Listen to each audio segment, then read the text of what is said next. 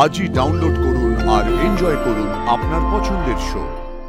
Ambulance বুক করা হয়ে গেছে, আপনি প্লিজ ব্লু মুন হসপিটালে গিয়ে অ্যাডমিট হয়ে যান প্লিজ।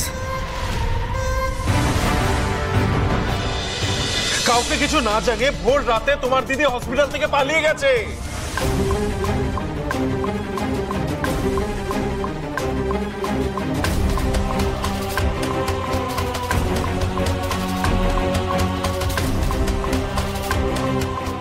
মানে? আরে মানেটাই তো জানতে চাইছি। কাউকে কিছু না জানিয়ে কোথায় চলে গেল? কেউ তো কিছু জানে না, ডাক্তাররাও তো কিছু জানে না।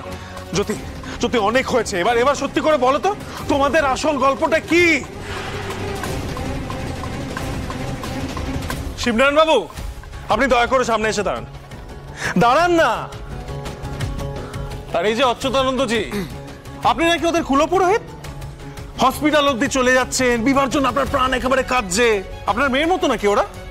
আর মেয়ের মতনই যদি হয় তাহলে সেই মেয়ে যে পালিয়ে গেল আপনাদের কিছু জানায়নি? আপনারা এখানেই দাঁড়ান, আমি পুলিশকে খবর দিয়েছি, ওরা আসছে। জ্যোতি, এখান থেকে কেউ বেরোবে না তোমরা। এক মিনিট। আমার দিদি হসপিটাল থেকে পালিয়ে গেছে মানে? বুঝতে পারলাম না। এইভাবে পালিয়ে যাওয়ার মেয়ে আমার দিদি নয়। এত বড় একটা অপারেশন হয়েছে, তারপর কিভাবে দিদি পালাতে পারে? এরকম একটা ক্রিটিক্যাল পেশেন্ট, তার পাশে কেউ ছিল না, এটা মেনে নিতে হবে আমাকে। নিশ্চয়ই অন্য কোনো একটা ব্যাপার আছে, নিশ্চয়ই কোনো কারণ রয়েছে। প্লিজ জ্যোতি, প্লিজ প্লিজ বাজে অজুহাত দিও না। আর সিসিটিভি ফুটেজ চেক করা হয়ে গেছে। কেবিন থেকে বেরিয়ে একা একা হেঁটে হসপিটাল থেকে বেরিয়ে গেছে তোমার দিদি। কোথায় গেছে নিশ্চয়ই তুমি জানো, তোমাকে তো নিশ্চয়ই জানিয়ে গেছে।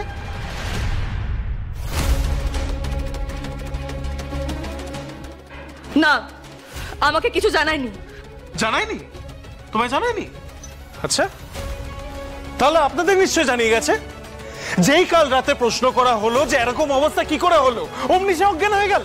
কিন্তু জানতে তো হবেই যে গোটা বিয়েতে তোমার দিদি কোথায় ছিল, কোথা থেকেই বা এলো, এতখানি চোটই লাগলো বা কি করে, সবটাই কিন্তু বড্ড সন্দেহজনক। ঋষি প্লিজ দয়া করে এবার নিজের চোখে ঠুলি গুজে আর রেখো না, সবটা দেখার চেষ্টা করো, প্লিজ একটু চেষ্টা করো।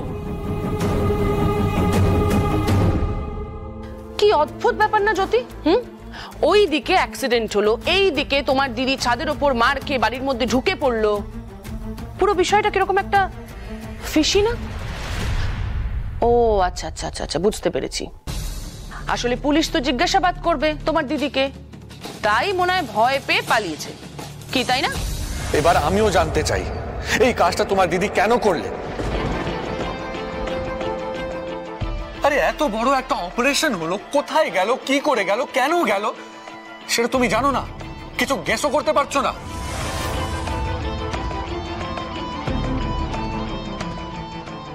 আমি আমার বোনকে ছেড়ে কোথাও যাইনি।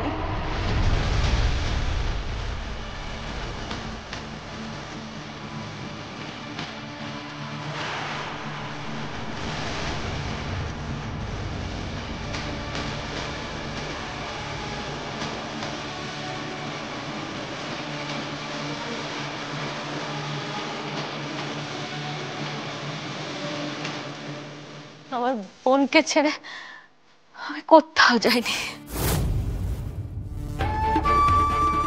দিদি, হাসপাতাল থেকে পালিয়ে কেন গেছিলিস তুই?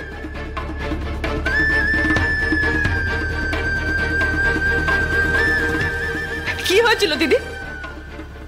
ওরা সব কি কি কথা বলেছে তুই জানিস? বলুক না বলুক, আরো পুলিশ, সিআইডি, গোয়েন্দা, যাকে ইচ্ছা ডাকুক না, কিন্তু আমি একটা কথা বলে দিচ্ছি, আমি থাকতে আমার বোনের অপমান কিন্তু আমি একদম সহ্য করব না। আরে বাবা, আমি আমার বোনকে বিয়ে দিয়েছি, বিদায় দেব, আর নিয়ম কানুন গুলো পালন করব না, তাই কি কখনো হয়? কিন্তু আপনি এইভাবে এলেন কেন? কাউকে জানিয়ে আসতে পারতেন। আরে বাবা, আমার এরকম অবস্থা, হাসপাতাল থেকে ডাক্তারবাবুরা আমাকে এই অবস্থায় ছাড়তো নাকি? ওরা কি বুঝতো যে আমার বোনটা সদ্য বিয়ে হয়েছে, আমাদের মা নেই, মায়ের যা কিছু কর্তব্য সব তো আমায় করতে হবে নাকি? বাবা, ও বাবা, তুমি দাঁড়িয়ে আছো কেন? যাও, আসন দুটো নিয়ে এসো। যাচ্ছি। আচ্ছা জি বসে, আসুন আসুন আসুন। আমি দিন তুই রাত, আমি ভোর তুই চাঁদ, একটাই সুতোয় গাঁথা জোয়ার ভাটা। কেউ ঠিক কেউ ভুল, রোটা নাই দুই কুল, পারাপারে নদীর বাঁধা জুড়ে থেকেও আলাদা জোয়ার ভাটা। জুড়ে থেকেও আলাদা জোয়ার ভাটা। ওপারে বর্ষা এপারে ঝড়, ভাঙা ঘর নিয়ে ঘর সরে যায় যে যতই দূরে। জুড়ে স্বপ্ন দেখে চোখেরা, আমি সীমাহীন তুই পাহারা, আধাধি কালো সাদা জোয়ার ভাটা।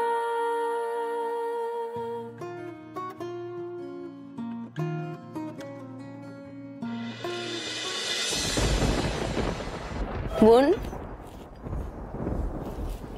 আমাকে কনকাঞ্জলি দিবি না?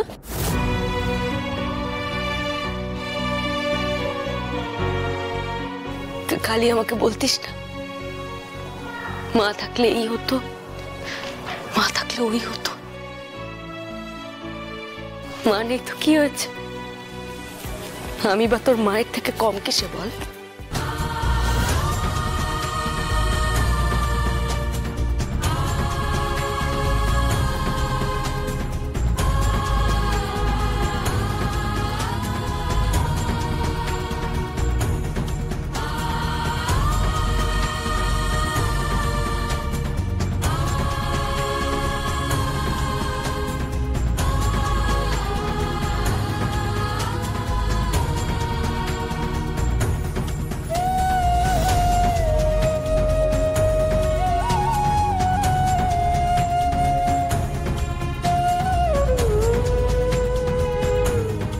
বোন,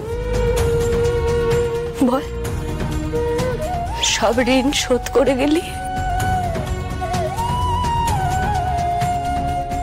এই মিথ্যে নিয়মগুলো আমাকে দিয়ে দিদি কেন করাচ্ছে?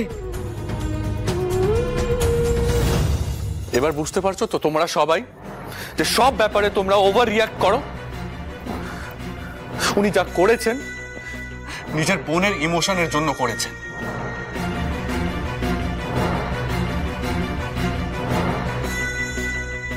বেবাদি, আমার কথা শুনুন, অ্যাম্বুলেন্স বুক করা হয়ে গেছে। আপনি প্লিজ ব্লু মুন হসপিটালে গিয়ে অ্যাডমিট হয়ে যান, প্লিজ।